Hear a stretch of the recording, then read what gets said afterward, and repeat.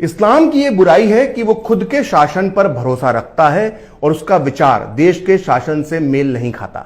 मुसलमानों की वफादारी उस देश के लिए नहीं होती जिसमें वो रहते हैं, बल्कि उनकी वफादारी अपने धर्म के लिए होती है जिसका कि वो पालन करते हैं।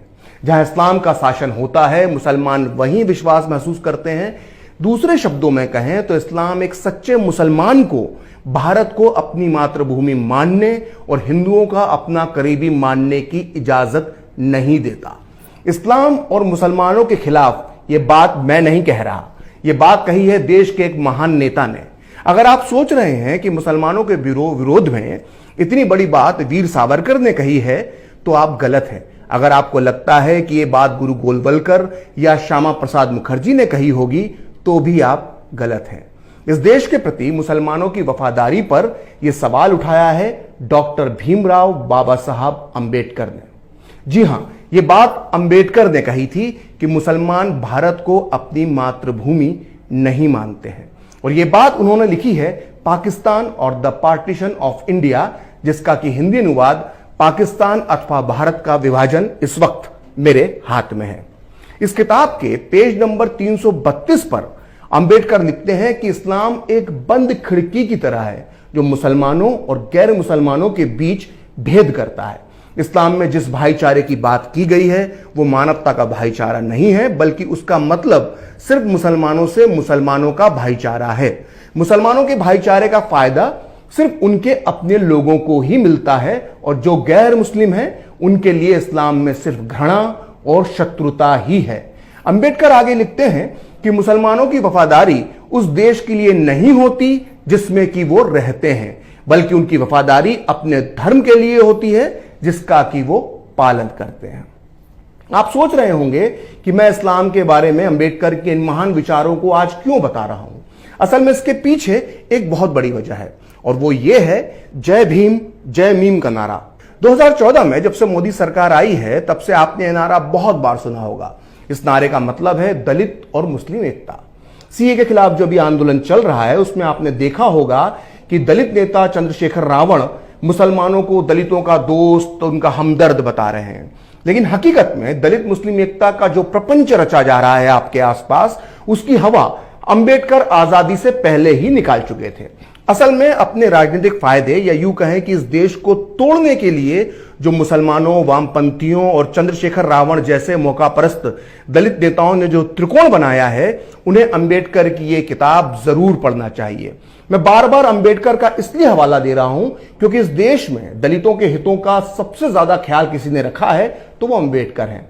और जब 40 के दशक में देश के सारे मुसलमान पाकिस्तान जिंदाबाद का नारा लगा रहे थे, तब डॉक्टर अंबेडकर ने मुसलमानों की विभाजनकारी सोच का बड़ा ही तार्किक अध्ययन किया था जो इस किताब में मौजूद है। इस किताब में अंबेडकर मुसलमानों की राजनीतिक सोच पर जो सवाल उठाते हैं वो आज 80 सालों बाद भी बरकरार है। अंबेडकर अपनी इस किताब के पेज नंबर 232 से लेकर 234 तक मुसलमानों की सियासी सोच के बारे में लिखते हैं कि मुसलमानों की राजनीति में कोई रुचि नहीं है, उनकी रुचि सिर्फ मजहब में है। मुसलमान वोटर अपने उम्मीदवार से सिर्फ यही चाहता है कि वो मस्जिद के पुराने बल्ब की जगह अपने खर्चे पर नए बल्ब लगा दे। यानी अंबेडकर के मुताबिक मुसलमानों की सियासी सोच सिर्फ अपना फायदा देखती है। वो आगे लिखते हैं कि जीवन के किसी भी धर्मनिरपेक्ष यानी सेकुलर तत्व की मुस्लिम सियासत में कोई जगह नहीं है। मुसलमान सिर्फ मजहब के सामने ही नतमस्तक होते हैं। अंबेडकर आगे लिखते हैं कि मुसलमान समाज सुधार के कितने बड़े विरोधी हैं, ये अंबेडकर बताते हैं, और वो लिखते हैं कि मुसलमानों ने समाज में मौजूद बुराइयों के खिलाफ कभी कोई आंदोलन नहीं किया।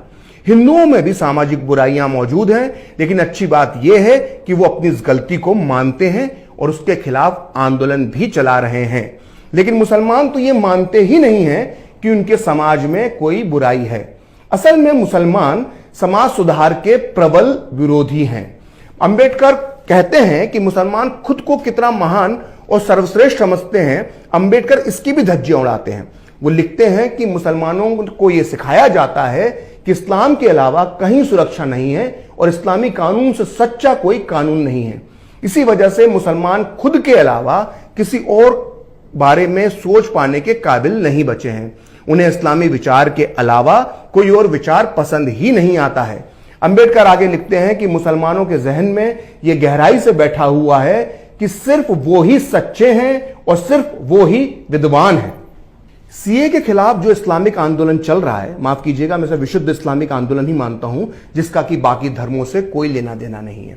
खैर, आपने इस इस्लामिक आंदोलन में देखा होगा कि मुस्लिम प्रदर्शनकारियों के हाथ में अंबेडकर की बड़ी बड़ी तस्वीर होती है। ये अपने नारों में, अपने भाषणों में अंबेडकर के संविधान का हवाला देते हैं और देश की सरकार को फांसीवादी और पीएम मोदी को हिटलर बताते हैं। लेकिन इन नादान मुसलमानों को यह नहीं मालूम कि खुद अंबेडकर ने कहा था कि मुसलमानों की सोच हिटलर जैसी होती है। यह बात मैं ऐसे ही नहीं कह रहा। असल में 1939 में मुसलमानों ने यह मांग रखी कि देश के हर संसाधन में मुसलमानों को आधा यानी 50% आरक्षण दिया जाए, यानी कि सरकारी नौकरियों से लेकर चुनावों तक में मुसलमानों को 50% हिस्सा मिलना चाहिए। जबकि उस समय अखंड भारत में मुसलमानों की जनसंख्या सिर्फ 24% थी। सोचिए, 24% मुसलमान 50% आरक्षण की मांग कर रहे थे। अंबेडकर ने मुसलमानों की इस लालची मांग की तुलना हिटलर से करते हुए अपनी किताब पाकिस्तान और द पार्टीशन ऑफ इंडिया के पेज नंबर 264 पर लिखा है कि 50% सदस्यता की इस नई मांग से मुसलमानों ने न केवल हिंदुओं के बहुमत को कम करने की कोशिश की है, बल्कि दूसरे अल्पसंख्यक समुदाय यानी सिखों और ईसाइयों के राजनीतिक अधिकार में भी वो कटौती चाह रहे हैं। अंबेडकर अब जो आगे लिखते हैं उसे बहुत ध्यान से सुनिएगा। वो लिखते हैं कि मुसलमान अब हिटलर की भाषा का प्रयोग कर रहे हैं, जैसे जर्मनी में हिटलर ने किया था, और यही उम्मीद मुसलमान भारत में कर रहे हैं। मुसलमानों की 50% की मांग हिटलर की ड्यूशलैंड उबर एलिस और लेम्बेसोरम के मांग के समान है। आइए अब मैं आपको बताता हूं कि हिटलर के ड्यूशलैंड उबर एलिस का मतलब क्या था। ये नाजी जर्मनी का एक राष्ट्रगीत के बोल हैं, जिसका मतलब था जर्मन्स दुनिया में सबसे ऊपर है। यानी जब अंबेडकर मुसलमानों की सोच की तुलना हिटलर से कर रहे हैं तो वो ये कहना चाहते हैं कि जैसे हिटलर जर्मन्स को दुनिया में सर्वश्रेष्ठ मानता था, ठीक उसी तरह से भारत के मुसलमान यहां खुद को सबसे महान मानते हैं। अब सोचिए, अंबेडकर की तस्वीरें लेकर आजादी के नारे लगाने वाले मुसलमानों को यह बात पता चल जाए कि अंबेडकर उनके बारे में क्या सोचते थे तो बेचारों पर क्या गुजरेगी। खैर, अंबेडकर आगे जो लिखते हैं वो और खतरनाक है। उन्होंने भारतीय मुसलमानों की तुलना सुडेटेन जर्मन से की थी। अब मैं आपको बताता हूं कि ये सुडेटेन जर्मन्स क्या होते हैं।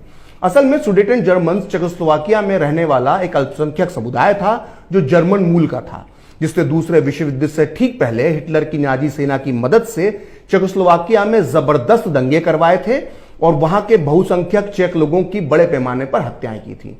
जब दूसरा विश्व युद्ध शुरू हो गया तो सुडेटन जर्मन समुदाय ने अपने देश चेकोस्लोवाकिया से गद्दारी करके हिटलर की नाजी सेना का दामन थाम लिया।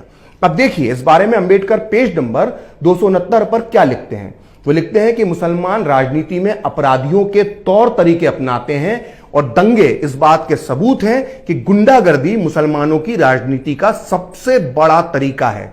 चेकों के खिलाफ सुडेटन जर्मन्स ने जिस तौर तरीकों को यानी दंगों और हत्याओं का इस्तेमाल किया था, वही तरीके भारतीय मुसलमान यहां दोहराते दिख रहे हैं। ध्यान दीजिएगा, अंबेडकर एक बार फिर भारतीय मुसलमानों की तुलना हिटलर के समर्थकों से कर रहे हैं। साथ ही वो ये भी कह रहे हैं कि दंगे भारतीय मुसलमानों का सबसे बड़ा हथियार हैं। खैर, अब आगे बढ़ते हैं। अंबेडकर ने जबरदस्त तरीके से मुस्लिम मानसिकता का पोस्टमार्टम किया था। उन्होंने बहुत बड़ा अध्ययन मुस्लिम मानसिकता का किया था।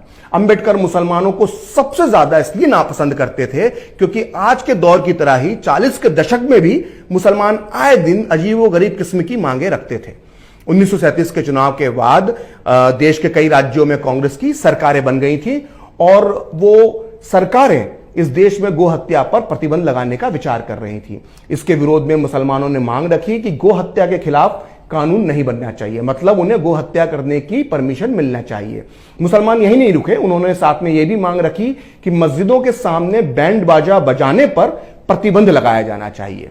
मुसलमानों की इस बेतुकी मांग पर अंबेडकर अपनी किताब के पेज नंबर 268 पर लिखते हैं कि मुसलमानों की मानसिकता गलत तरीके से लाभ उठाने की रही है, जिसका सबूत यह है कि वो गो हत्या का अधिकार और मस्जिदों के बाहर बाजे गाजे की मनाही की मांग कर रहे हैं। जबकि इस्लाम धर्म में गोबली यानी गोहत्या पर कभी भी बल और या जोर नहीं दिया गया है। और यहां तक कि जब मुसलमान मक्का मदीना की यात्रा पर जाते हैं तो वो गोबली यानी गाय की कुर्बानी नहीं देते हैं, लेकिन भारत में वो किसी दूसरे पशु की बलि से संतुष्ट नहीं होते। अंबेडकर आगे लिखते हैं कि दुनिया के कई देशों में मस्जिदों के बाहर गाजे बाजे पर कोई आपत्ति नहीं है, लेकिन भारत के मुसलमान ऐसा नहीं चाहते। सीए का विरोध करने वाले मुसलमान हाथ में अंबेडकर की तस्वीर लेकर भारतीय संविधान में अपनी आस्था की दुहाई दे रहे हैं, लेकिन खुद अंबेडकर मुसलमानों को कितना कानून परस्त मानते थे, इसका जिक्र उन्होंने अपनी इस किताब के पेज नंबर 294 पर किया है। वो लिखते हैं कि इस्लाम यह कहता है कि अगर किसी गैर मुस्लिम देश में मुसलमानों के कानून यानी शरिया और उस देश के कानून के बीच विवाद पैदा हो जाए तो इस्लामिक कानून को ऊपर यानी सही माना जाएगा। इसी तरह मुसलमानों के लिए यही सही माना जाएगा कि वो मुस्लिम कानून का पालन करें और उस देश के कानून को ना माने।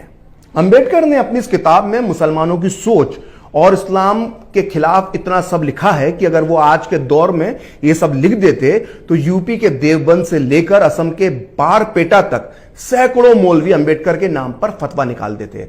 कोई उनके सर पे 5 करोड़ का इनाम रखता तो कोई उनके सर की कीमत 10 करोड़ रुपए लगा देता। ऐसा नहीं है कि अंबेडकर ने सिर्फ इस्लाम के खिलाफ ही लिखा है, उन्होंने हिंदू धर्म की कुरीतियों का भी विरोध किया है।